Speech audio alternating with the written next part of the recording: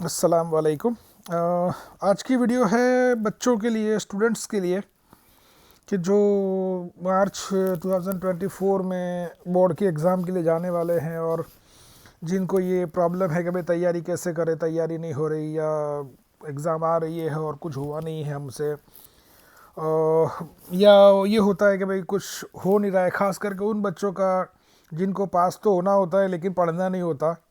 क्योंकि जिस पास तो हर किसी को होना होता है, फेल होना तो कोई नहीं चाहता, लेकिन पढ़ना नहीं होता किसी को भी। तो अब जिसको भी थोड़ा बहुत भी पढ़ना है या कोशिश करनी है, तो उनको जो प्रॉब्लम्स आती है वो प्रॉब्लम्स का क्या सॉल्यूशन हो सकता है, किस तरह से वो तैयारी कर सकते हैं, वो इस वीडियो में मैं कोशिश करूँगा मेरे एक्सपीरियंस पे से बताने की।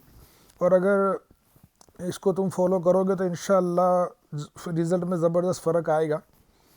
और टीचर्स की, आपके टीचर्स की, जो भी टीचर्स को आप फॉलो करते हैं उनकी भी सलाह को आपको माननी चाहिए, उनकी बातों को सुनना चाहिए, क्योंकि टीचर्स कभी भी उनके फ़ायदे के लिए नहीं बताते, आपके फ़ायदे के लिए बताते। तो उनकी बातों पर ध्यान रख के उस पर भी अमल करोगे तो भी फ़र्क आएगा। अब रही बात ये है कि बोर्ड की एग्ज़ाम जो आ रही है और हमारे बच्चे जो उसके लिए रेडी हो रहे हैं, तो उनके लिए क्या है, किस तरह से वो करेंगे, क्या होगा। तो सबसे पहली बात तो ये है कि हमारे बच्चे जो है उनको मोस्टली उनका सोचना ऐसा होता है कि भाई थोड़ा सा, जिसको हम कह सकते हैं ना कि भाई एक तरह की काम चोरी बोले या आलस बोले, कि वो लोग चाहते हैं कि छोटे छोटे क्वेश्चंस कर लें, एमसीक्यूज़ वगैरह कर लें और लगे कि हमने बहुत कुछ कर लिया। और उसी वजह से मैंने देखा है कि कई बच्चे फेल हो जाते हैं, क्योंकि एमसीक्यूज़ जो है वो कितने आके आएंगे। समझो आपने 1000 भी अगर एमसीक्यूज़ कर लिए तो 1000 में से कितने आएंगे, 30 40 50। उसमें से हो सकता है आप 8 10 भूल जाओ, तो 30 आपके मार्क्स कितने आएंगे, 30 40। इस ये मार्क्स तो कोई अच्छे मार्क्स है नहीं, बल्कि वो फेल होने वाले मार्क्स है। तो सबसे पहले तो बच्चे जो बड़े क्वेश्चंस को अवॉइड करते हैं और छोटे छोटे क्वेश्चंस पे ध्यान देते हैं, आलस के मारे, काम चोरी के मारे, या हम जिसको हम कह सकते हैं कि उनको पढ़ना नहीं होता है उसके मारे, तो पहले तो वो चेंज करना पड़ेगा और बड़े क्वेश्चंस पे ध्यान देना पड़ेगा। छोटे क्वेश्चंस कभी भी तुमको पास नहीं करा सकते, छोटे क्वेश्चंस सिर्फ तुमको थोड़ा सा हेल्प कर सकते। पास होने के लिए बड़े बड़े क्वेश्चंस करने ही पड़ेंगे। जिनको क्रिकेट में समझ पड़ती है उनको मैं कह दूँ कि अगर ज़्यादा रन बनाने हैं या मैच जीतना है तो सिक्सर 4 ये मारना ही पड़ेगा। सिंगल सिंगल लेके तुम मैच नहीं जीत सकते। लो टारगेट मैच अगर है 100 200 या उससे कम रन की, तो वो रन लग जाएंगे, लेकिन 250 प्लस है या 300 प्लस रन है तो वो 4 या सिक्सर मारे बिना नहीं होता। तो तुमको बड़े बड़े चौके छक्के लगाने पड़ेंगे, तभी जाकर तुम अच्छे मार्क्स से पहुंच पाओगे। तो पहली मेरी कुछ 2-3 सलाहें हैं जो मैं वन बाय वन बोलूँगा, जिसमें से नंबर 1 ये है, पहला, कि बड़े क्वेश्चंस पे ध्यान दो, चाहे कुछ भी हो उनको पीछे लग जाओ हाथ धो के। चाहे वो मैथ्स के बड़े बड़े सम्स हो, चाहे वो साइंस के बड़े बड़े क्वेश्चन हो, चाहे वो सोशल साइंस के हो, चाहे वो इकोनॉमिक्स के हो, चाहे वो बिजनेस एडमिनिस्ट्रेशन के हो, चाहे वो स्टेट्स के हो, चाहे वो अकाउंट्स के हो, किसी भी सब्जेक्ट के हो, बड़े क्वेश्चंस के पीछे लग जाओ पहले। उससे होगा क्या कि एक बड़ा पोर्शन तुम्हारा क्लियर हो जाएगा। और बड़े क्वेश्चंस में से हो सकता है कि तुमको एक दो छोटे क्वेश्चन भी मिल जाए, ठीक है। अगर अगर तुम, और बड़े क्वेश्चंस ज़्यादा वैरायटी नहीं होती। बड़े क्वेश्चंस में एक चैप्टर में मैक्सिमम 4-5, हद से ज़्यादा 6, इससे ज़्यादा बड़े क्वेश्चन नहीं निकलते। यानी अगर तुमने उस चैप्टर के 5 या 6 बड़े क्वेश्चन कर लिए तो उसी में से एक आएगा फिक्स। उसमें ज़्यादा वैरायटी नहीं होती, बहुत बहुत तो लैंग्वेज चेंज होगी, इतना, इससे ज़्यादा कुछ नहीं होगा। शॉर्ट क्वेश्चन, 1 सेंटेंस क्वेश्चन या एमसीक्यू की कोई गारंटी नहीं होती, वो हर लाइन में एक एमसीक्यू बनता है। तो मैंने खुद ने देखा है, मेरा खुद का एक्सपीरियंस है कि एक चैप्टर में से 30-30, 40-40, 50-50, 60-60 एमसीक्यूज़ मैंने निकाले और निकल सकते।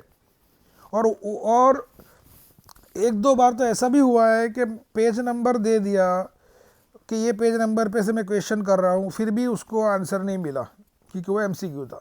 लेकिन लॉन्ग क्वेश्चन तो इतना बड़ा क्वेश्चन है, पूरा पेज भर के तुरंत दिख जाएगा। तो लॉन्ग क्वेश्चन पे मेहनत करो, लॉन्ग क्वेश्चन पे ध्यान दो। लॉन्ग क्वेश्चन करने से क्या होगा कि 7-8 भी बड़े बड़े क्वेश्चंस अटेंड कर लिए तो तुम सिक्योर हो जाओगे, कम से कम एक रीजनेबल मार्क आ जाएंगे। और शॉर्ट क्वेश्चन में क्या होगा, सारे भी अटेंड कर लोगे तो क्या होगा, 40-50 मार्क्स भी नहीं आएंगे, क्योंकि अभी की पेपर स्टाइल तो खासकर 12th में तो शॉर्ट क्वेश्चन MCQs वगैरह मुश्किल से 10-12-15 मार्क्स के हैं। सारे भी अटेंड कर लिए तो कितने हुए, पास भी नहीं हुए। उसकी जगह अगर सपोज 12th की अगर बात करो, सेक्शन F ले लिया सीधा, वो आई थिंक 24 मार्क्स का है, और वो लॉन्ग क्वेश्चन 2 ही होते हैं उसमें, 2 क्वेश्चन अच्छी तरह से अटेंड कर लिए, डायरेक्ट 24 आ गए।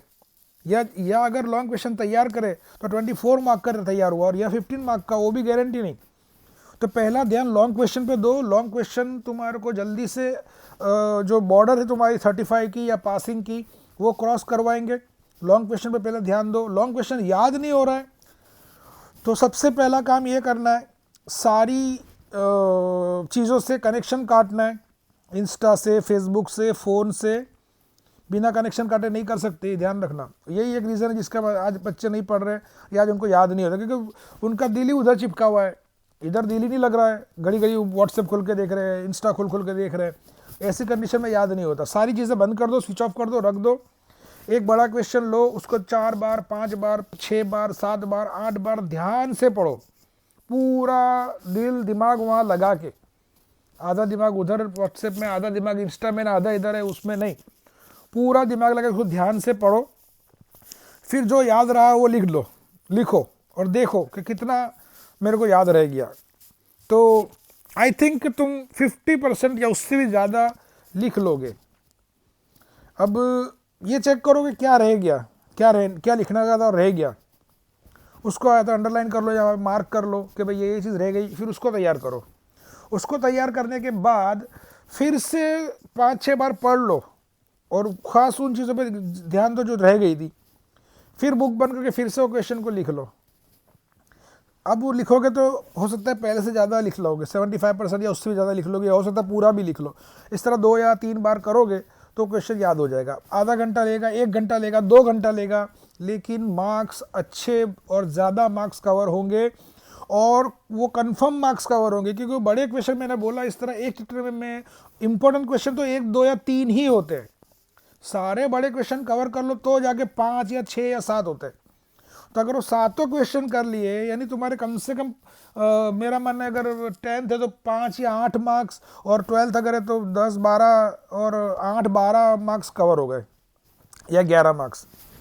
तो ऐसे 2-3 क्वेश्चन भी कवर किए, यानी पासिंग का बॉर्डर क्रॉस हो गया। ठीक है, तो उन चीज़ों पे ध्यान दो, बड़े क्वेश्चंस पे पहले ध्यान दो, उसके बाद शॉर्ट क्वेश्चंस पे आओ। शॉर्ट क्वेश्चन पे भी आने का, लेकिन जब तुम बड़े क्वेश्चंस कर लोगे सारे चैप्टर्स के, तो उसमें शॉर्ट क्वेश्चन अपने आप आ जाएंगे, आधे से ज़्यादा आ जाएंगे, पहली बात। दूसरी बात, सलाह नंबर 2, हड़बड़ी मत करो, ये नहीं आता, वो नहीं आता, ये है, वो है, ऐसा है, वैसा है, नहीं, ऐसा मत करो। जो चैप्टर्स है उनको डिवाइड करो, एक साथ खाने की ज़रूरत नहीं है, टेंशन नहीं है। अभी दिसंबर चल रहा है, जनवरी फरवरी 2 महीने है, दिसंबर का आधा महीना है, 2.5 महीना है, और 10 दिन नवंबर मार्च के भी है। दिन और चैप्टर्स को डिवाइड करो। सपोज़ के मैथ्स ज़्यादा परेशान कर रहा है, मैथ्स के अंदर चैप्टर कितने हैं, सपोज़ के भाई 17 चैप्टर्स हैं। 17 में से कौन से चैप्टर्स तुमको अच्छी तरह आते, पहले उसको हाथ में लो। सबसे बड़ा प्रॉब्लम ये है कि हम जो नहीं आता है उसके पीछे हाय करते, उसके पीछे भागते। नहीं, जो आता है पहले उसको हाथ में लो। तुमको एग्ज़ाम में तुम्हारी एबिलिटी दिखानी है, डिसेबिलिटी नहीं दिखानी है। एग्ज़ाम में तुमको क्या आता है वो दिखाना है, क्या नहीं आता है वो नहीं दिखाना है। तो जो तुमको आता है वो ही तुमको पास करवाएगा, जो नहीं आता है वो पास नहीं करवाएगा, वो अच्छे मार्क्स नहीं दिलवाएगा। तो पहले जो आता है, जो तुम्हारी स्ट्रेंथ है, उसको और मजबूत करो, और उसको ऐसा कर दो कि वो स्ट्रेंथ तुम्हारी और मजबूत हो जाए। क्योंकि स्ट्रेंथ एक वॉर है, ये एग्ज़ाम एक वॉर है। वॉर के अंदर तुमको जीत दिलाती है तुम्हारी स्ट्रेंथ, तुम्हारी कमज़ोरी नहीं। तो फिर इसका मतलब ये होगा कमज़ोरी लेके जाने का एग्ज़ाम में, नो। पहले स्ट्रेंथ को मजबूत कर लो, बाद में कमज़ोरी के बारे में सोचेंगे। पहले स्ट्रेंथ मजबूत कर लो। हमारी जो मजबूती है वो एकदम मजबूत हो गई, हमारी जो एबिलिटी है मजबूत हो गई। 4 चैप्टर भी अगर आते हैं हमको, 2 चैप्टर भी अगर आते हैं तो उसको एकदम मजबूत कर लो, ताकि उसके जो भी 8, 10, 15, 20 मार्क है वो कम से कम सिक्योर हो जाए हमारे। एक बार वो सिक्योर हो जाएंगे और जब तुमको लगेगा कि इतना तो मेरे को ईजिली आ रहा है और इतना तो मेरे ईजिली मार्क्स आ रहे हैं, अपने आप कॉन्फिडेंस बढ़ेगा। होता क्या है कि जो आ रहा है उसको तुम कह रहे हो कि ये तो आता है, इसकी जरूरत नहीं, इसको रखो साइड पे, ये नहीं आता ये लाओ, ये लाओ, हाय हाय हाय हाय, और ये नहीं आता, ये नहीं आता, वो नहीं आता, इस तरह का खासकर गर्ल्स में होता है ये। और वो जो नहीं आता उसके पीछे पागल बन रहे। होता क्या है कि वो जो नहीं आता है वो तो परेशान करने ही वाला है, जो आता है वो साइड में रह गया, ठीक है, और सारा टाइम तुमने बिगाड़ दिया जो नहीं आता है उसके पीछे। अब जो नहीं आता था वो आया नहीं, या आया भी तो कम आया, थोड़ा आया। सपोज कि वो चीज़ 20 मार्क की थी, नहीं आती थी, तुमने बहुत मेहनत की, बहुत सारा टाइम वेस्ट हो गया, और तब जाके बड़ी मुश्किल से 5, 7 या 8 मार्क है या 10 मार्क है। और टाइम इतना ले लिया उसने कि सामने जो तुमको 40 मार्क का तुमको आता था, जिसको तुमने आता आता करके साइड पे रख दिया था, उसको हाथ लगाने का टाइम नहीं मिला। अब हुआ क्या कि वो 40 मार्क वाला रिवीजन ना मिलने से उसमें भी मिस्टेक्स होती हो गई, और वो 40 की आइटम आ गई 30 पे। 30 वहाँ से आए, 5, 7 यहाँ से आए, 35, 37, 38, 40, ये कोई मार्क्स नहीं है। और फिर तुम और परेशानी में आ गए, एग्ज़ाम नज़दीक आ गई, कुछ नहीं आता, कुछ नहीं आता, फिर वही चीज़ रिपीट हुई, ये नहीं आता ये करूँ, वो नहीं आता वो करूँ। नो, पहले वो जो 40 मार्क्स का तुमको आता था उसको क्लियर करो, ठीक है, उसको क्लियर करके उसको इतना मजबूत कर लो कि वो 40 आउट ऑफ 40 दे दे, या कम से कम 35 ऐसा कुछ भी दे दे, ठीक है। वो हो जाने के बाद फिर देखो नेक्स्ट इससे कौन सी चीज़ ऐसी, सपोज कि ये 40 मार्क्स का 100% आता था, तो अब ये देखो अब कौन सी चीज़ ऐसी जो 50% या 60% या 70% आती है, यानी थोड़ी ज़्यादा उसमें वो मतलब नहीं आने वाला पोर्शन कम है थोड़ा वो ले लो, और फिर उसको इसी तरह रेडी करो, और लास्ट में वो चीज़ लो जो बिल्कुल नहीं आता। जैसे अगर मैं 12th का एग्जांपल दूँ स्टेट का, तो प्रोबेबिलिटी संभावना को लास्ट में लो, क्योंकि वो लगभग किसी को नहीं आता, तो उसको लास्ट में लो। उसको पहले से ले लोगे वो 10 दिन बिगाड़ देगा। वो 10 दिन के अंदर तुमने का स्टेट का पार्ट 1 कर लिया तो वो 50 मार्क्स देगा, और प्रोबेबिलिटी संभावना अगर कर भी लिया तो 9 मार्क्स देगा। फ़ायदा क्या, पहले 50 मार्क्स का पक्का करो, 50 मार्क्स क्लियर करो। 50 मार्क्स क्लियर हो गए, पार्ट 1 ईजी है, क्लियर हो गया। पार्ट 2 में दूसरे चैप्टर से वो लो। मैथ्स अगर है, ट्रिगोनोमेट्री पे जाने की जरूरत नहीं है पहले से, हाइट एंड डिस्टेंस पे जाने की जरूरत नहीं है पहले से। पहले जो आता है स्टेटिस्टिक्स है या जो भी दूसरे इजी चैप्टर्स है जो आते हैं तुमको ऑलरेडी, बराबर, वो करो, और वो करके पहले एक रिजनेबल मार्क्स कवर कर लो, जिससे कि तुम फेल ना हो जाओ, मार्क्स ख़राब ना आए, मम्मी पापा या कोई डांटे नहीं, या कम से कम तुम्हारी इज्जत बचे, इस लेवल तक पहुंच जाओ। फिर तुम देखोगे अब इसके आगे कौन सी चीज़ ऐसी जो थोड़ी बहुत आती है, मेरे को थोड़ी ज़्यादा आती है, वो हाथ में लो, उसको क्लियर करो। अब देखो और कौन सी चीज़ें जो थोड़ी बहुत आती है, और कौन सी थोड़ी बहुत आती है, इस तरह करते करते लास्ट में वो चीज़ लो जो बिल्कुल नहीं आती। तो सपोज कि वो नहीं भी कर सके तो वो तो वैसे भी नहीं आती थी, तो उसके मार्क्स गए नहीं गए, आए नहीं आए, इतना कोई ज़्यादा फर्क नहीं पड़ा। आ गए तो प्रॉफिट है, नहीं आए तो कोई प्रॉब्लम नहीं। सिमिलर चीज़ तुमको एग्जाम में लिखते टाइम भी करनी है। जो आता है पहले उस पर ध्यान दो, पहले उसको फटाफट दिमाग में से पेपर में डालो। जो दिमाग में है उसकी कोई वैल्यू नहीं है, वैल्यू उस चीज़ की है जो पेपर में है, आंसर पेपर आंसर शीट में है। तो जो तुम्हारे दिमाग में है पहले उसको पेपर पे डालो फटाफट, क्योंकि तुमको टाइम के अंदर काम करना है। जो दिमाग में था दिमाग में ही रह गया, नो वैल्यू, कोई कोई मार्क्स नहीं है उसके, कितना भी तुमको आता है। तो ये आता है इसको बाद में लिख लेंगे, पहले ये नहीं आता इसको सोचूं, नो, जो पहले आता है पहले उसको फटाफट पेपर पे उतारो, क्योंकि जैसे वो पेपर पे उतरेगा तुम्हारा उतना सिक्योर होते जाओगे। फिर उसके बाद जो कम आता है उसको पेपर पे उतारो, फिर उससे कम, फिर उससे कम, और लास्ट में जो बिल्कुल नहीं आता उसके पीछे टाइम वेस्ट करो, ताकि अगर वो नहीं भी आया तो वो वैसे भी गया हुआ ही था, और अगर वो आ गया तो प्रॉफिट है, नहीं आया तो कोई बात नहीं। लेकिन ना तैयारी करते टाइम और ना ही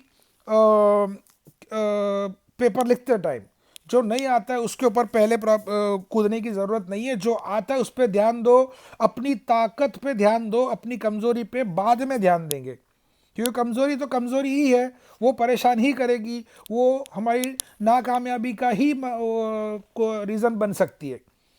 तो जो हमारी कामयाबी का रीज़न बन सकता है, कि जो हमारी स्ट्रेंथ है, हमारी मजबूती है, हमारी एक एबिलिटी है, उस पर ध्यान दो और उसको और ज़्यादा बढ़ाओ, और फिर धीरे धीरे धीरे धीरे जो कम एबिलिटी है उससे कम एबिलिटी, उससे कम एबिलिटी, फिर लास्ट में हम आ जाएंगे हमारी वीकनेस पे, कमजोरी पे, फिर उस पे उसको एबिलिटी में कन्वर्ट करने की कोशिश करो, हो जाता है तो ठीक है, वरना जो एबिलिटी आ गई, जो एबिलिटी है उसको लेके एग्जाम में चले जाओ और वो पूरी एबिलिटी को पेपर में उतार दो।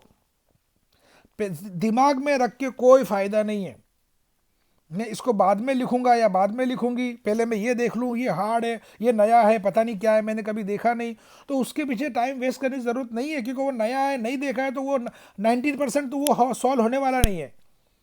हो भी जाए तो बात अलग है, लेकिन पहले जो क्लियर है, जो हमको ऑलरेडी आता है, पता है कि ये मेरे को आता है, ये राइट है, मेरे को 100% इसमें मार्क्स आ सकते हैं, पहले उसको पेपर पे उतारो, पेपर पे उतार के उसको पहले क्लियर करके फाइनल करो। कैश किसको कह सकते हैं, कैश करो।